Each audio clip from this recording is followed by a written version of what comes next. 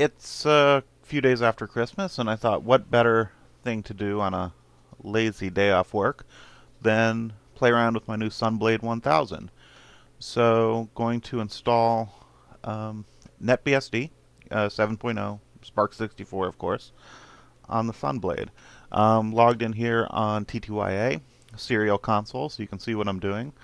Um, I really need to get a video capture card because, especially when dealing with stuff like the Sun's, like VAX stuff, nobody cares about seeing that. But on the Sun, I mean, they were graphical workstations, so it's a little weird. So we're treating it like what's this, a Sunfire 220, roughly the same thing, or was it a V240? I don't know my Sun model numbers on the Sunfire series. So we have the NetBSD CD-ROM in the CD-ROM drive. Oh, well, let's take a look here. Yeah, we'll do that after we install it. So because I'm lacking a hard disk at the moment, the fiber channel drives for the Sunblade are scarce, right? They're available. They're just pricier than I want to spend. We're actually going to be installing onto an SD card by means of a SCSI to SD. Yeah, that's SCSI number 2 SD. That's an actual real product, which is wonderful. And that's one I had earmarked for the Spark 10, and I will put it in there when I get my NVRAM for the Spark Station 10. It's a great little board, micro SD card, SCSI. I think it does fast, wide, is most it can do, but they use SPI at a probably not the best clock speed to access the SD card. So you're limited to about, I've gotten it up to maybe 2.5, 3 megabytes a second, which for the Spark Station 10 is perfect because that's about the speed of a spinning magnetic disk of the time. But for something like this with a modern OS, it is painfully slow. So we'll just do a base installation just to kind of demo this and play around with the hardware a little bit. I was thinking of doing a diskless install, but again, on a 100 megabit connection, maybe we'll put some file systems off on the NFS and just do kind of basic, etc bin var and lib here on the root disk. Let's go through this. Of course, we want English. I want to install it to the hard disk. Oh yeah, of course we want to continue with partitioning. See here, so this is from a dude company called CodeSource. They're available in the US from ITEED. I don't know the name. I got mine on Amazon. It is a wonderful product. And when we do the Spark Station 10, we're actually going to divide it up. It supports up to 4 SCSI devices emulated off one SD card. So I can rip an image of my SunOS 414 CD and put that on there as well as storage for the emulated hard drive. And like I said, the speed won't be too much of a problem with when we do the Spark Station 10. So let's set up some partitions here. Root and swap are too small, so let's increase the size here. Let's call this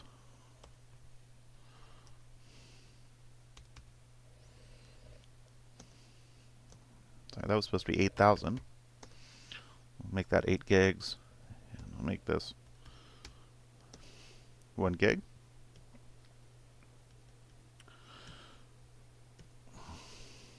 And that leaves a little bit of room for other stuff. So NetBSD has one of the best little installation flow-throughs or installation scripts, installation environments. It's fantastic. It's a good mix between menu-driven and being text-friendly. So as you see here, works great over a serial link at slow speeds, but still gives you a little bit more meat. Now, OpenBSD is nice too because you can really fly through that if you got all your answers to your questions. But you see, not exactly the fastest thing creating the file system there. So we're just going to do a minimal installation here. Yeah, we'll do we'll do the full thing without X. We can add X later if we want.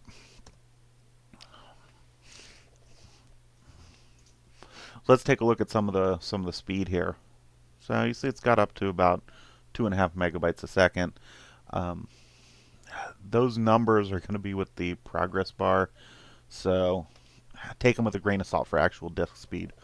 Maybe in a separate video we'll do some testing on this little device, but I'm probably going to get a couple more of these because they are so incredibly handy.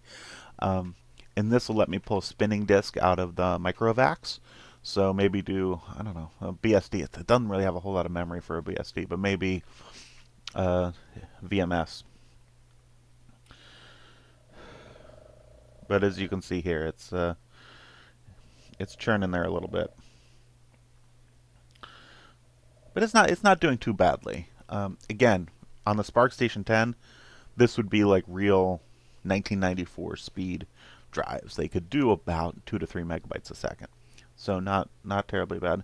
The SCSI to SD was, I think, invented as, according to their website, to try to bring modern storage to old Macintosh gear, which used SCSI. So nice little board, upgradable firmware. It's got a little utility to go define stuff. The layout of the SD card. So I have it set for a 12 gig drive here.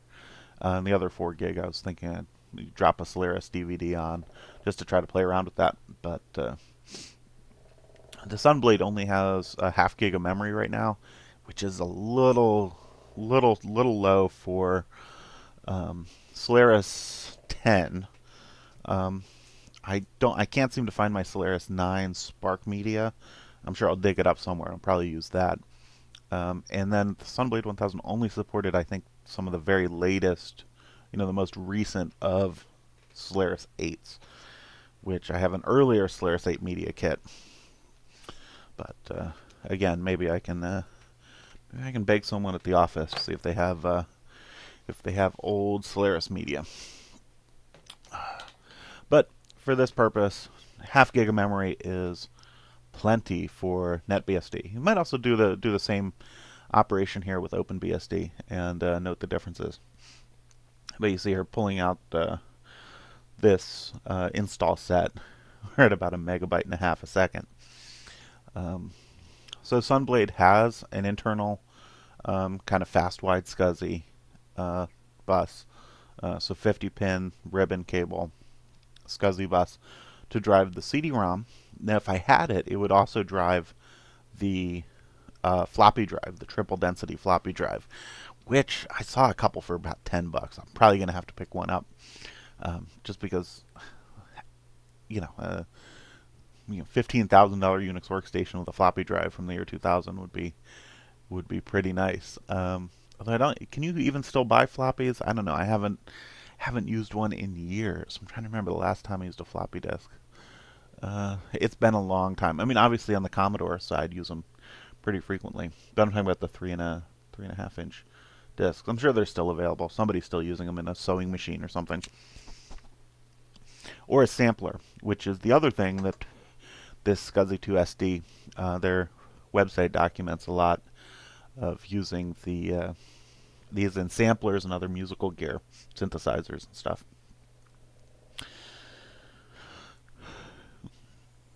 So this is churning along pretty nicely. The Sunblade, well, maybe we'll take a look at how at the performance. Maybe not in this video. That might be a little bit long because this installation will take a few minutes. Again, if we had a fiber channel drive in here, I'm guessing at least 10 times that performance, hopefully more. But if anyone listening wants to send me a drive and or bracket for a Sunblade 1000, send me a message. I'll give you my PO box number. But like I said, they're a little bit rare, which brings me up to, where do you get old Sun parts and gear? Obviously, the best prices can be had at recyclers and on eBay to get whole systems, right? So this was, I think, without shipping, this was $30 for this Sunblade. That's a decent machine. Dual 750 megahertz processors and not a whole lot of memory. But there are also resellers, and a couple that I like are Memory X Sun and ELI. I haven't ordered from Memory X Sun in a while, but uh, they are both good vendors, and so I would recommend either of those. Again, I hope they're still in business. Like I said, eBay's been a good source for a lot of stuff. Um, and so you're thinking, what you want to get a Spark machine, some machine. What do you get? Um, if you want the 32-bit Spark, the pinnacle of 32-bit Spark workstations was the Spark Station 20. The 10 I have, pretty similar to the 20. Slightly slower M-bus speed and slightly slower internal SCSI, but otherwise pretty close to the same thing. Couldn't take the very fastest ROS HyperSpark modules. Otherwise, very similar. And then for the 64-bit stuff, the Sunblade 2000, the next model after this, was probably the last of the really focused Unix workstations. I think they made stuff like the Sunblade 2500 came after, but I think those were uniprocessor machines. And for me, I'd rather have two sockets at a slower clock speed than one socket at a higher clock speed. But unfortunately, Oracle and Sun are no longer in the workstation business. Of course, you can get pretty cheaply the later Spark gear, and if you want to run Solaris 10, um, that's what I'd recommend. Get a server type machine. They're bigger, bulkier, perhaps noisier, but you can get one that has a processor even in the single socket that can support multiple threads. They're very nice. Okay, so we finished up. We're making devices, and doing some other housekeeping here, because of course we need a random seed set.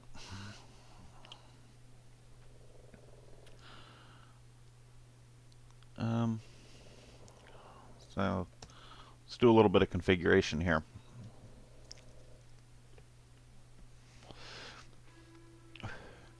NetBSD versus OpenBSD. What do I think? They're very similar.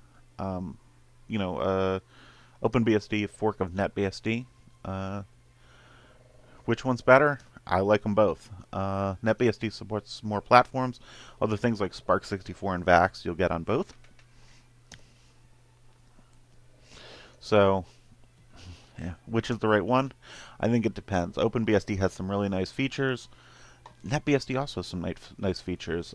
For general purpose, I'd probably go NetBSD, especially on a PC or a laptop.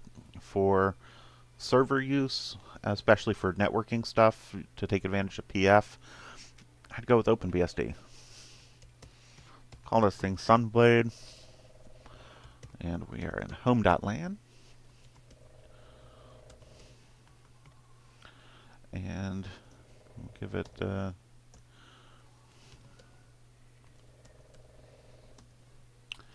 now this I have mixed feelings about the select a DNS server. I get what they're trying to do, giving you the public Google servers, but don't make them the default. Maybe in the menu.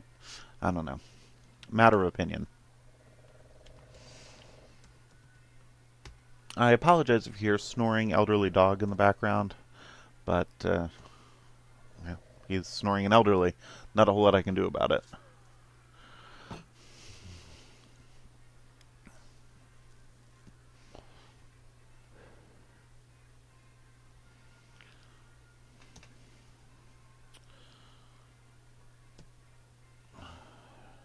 So give it a root password.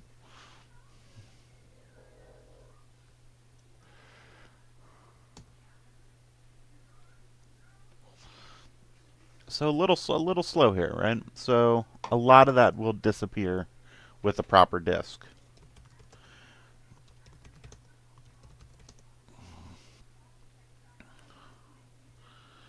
And yeah, we want to enable installation of binary packages. And I have found that this is wrong. So we'll do the Q3. And let's get package in installed. So packaging is one of NetBSD's big redeeming features. I love packaging and package source just because I can do package source both on my NetBSD machines and also on my Illumos machines, uh, which is fantastic. Um, in terms of coverage, obviously FreeBSD ports has probably the most complete coverage out of all the BSDs. I think there's a FreeBSD uh, Spark 64, though I don't really remember. But maybe I'll throw it in the description below.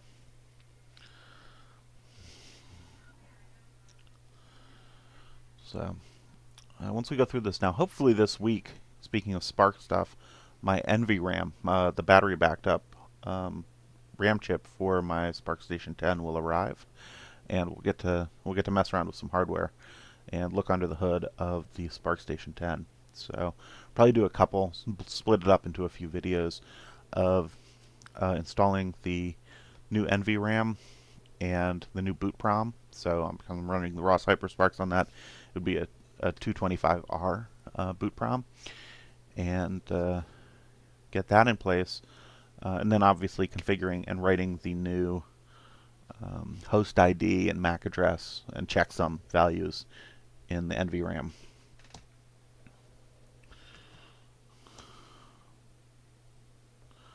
Enable NT.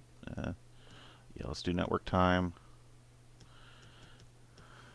Let's add a user. We'll do demo. And put them in wheel.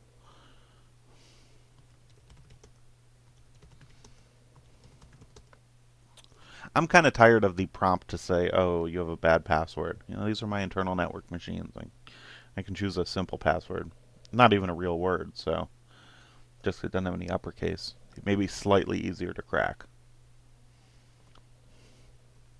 And we will reboot this thing once we're ready here.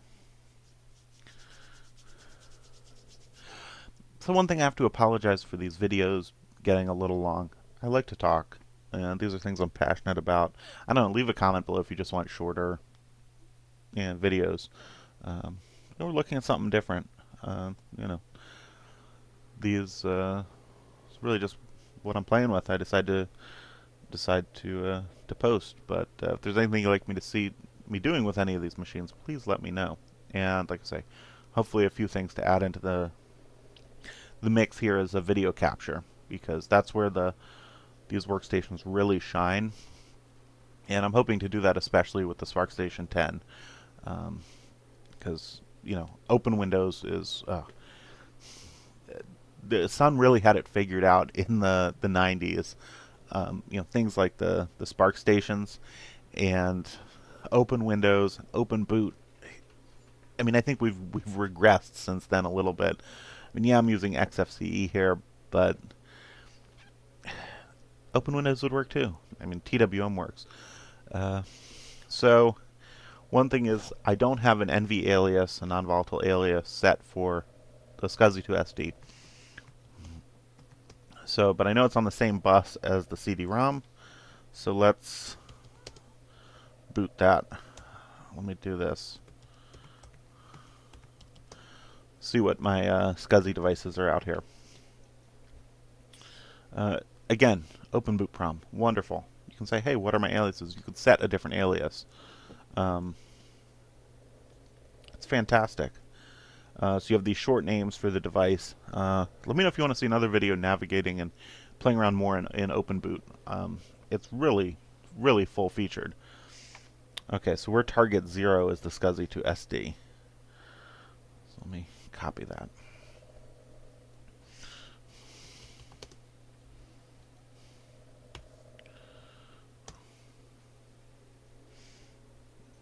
And here we go. We're getting NetBSD Spark 64.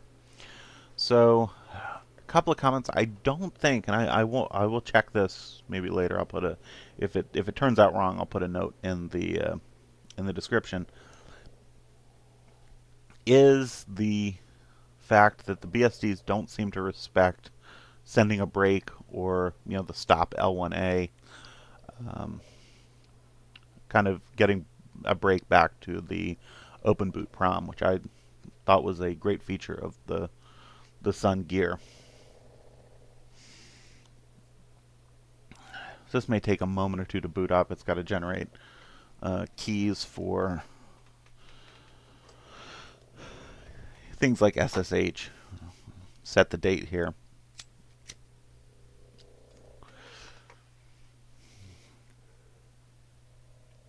So that may take a moment.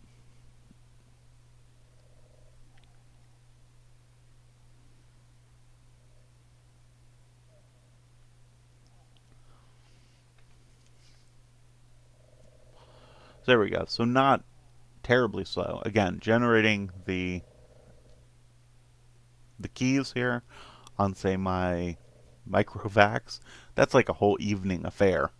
It gets through them, but I think the microvax is about the equivalent of a 48650 megahertz, which is pretty old by today's standards.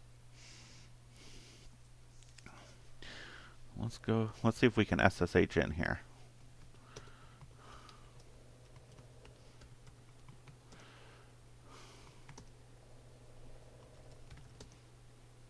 And we are in. Bring up top. See what's going on. So it's doing the man pages.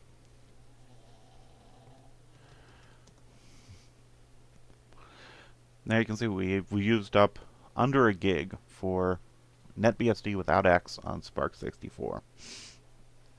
Let's see. Let's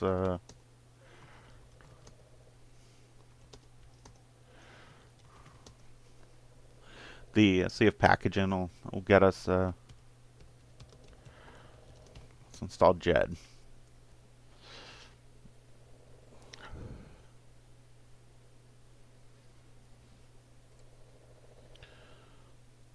And yep, we get our console there. Red and green X terms for Christmas, even though we're slightly past Christmas now.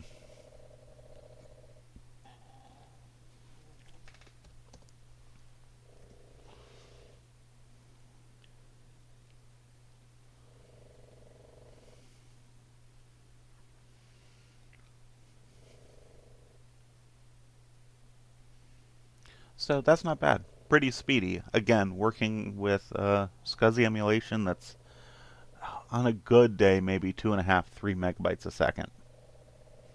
So that's pretty slow, but otherwise pretty speedy. I guess that kind of wraps it up. We've got NetBSD on Sunblade 1000. Probably once I get a drive, it is going to be Solaris 9. Maybe if I can get a late install kit, Solaris 8. Just because if you got Sun hardware, run Solaris.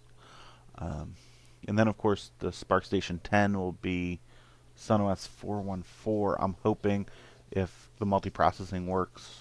If not, maybe I'll do Solaris 7. But thanks for watching another one of my long-winded videos, and I'll see you next time.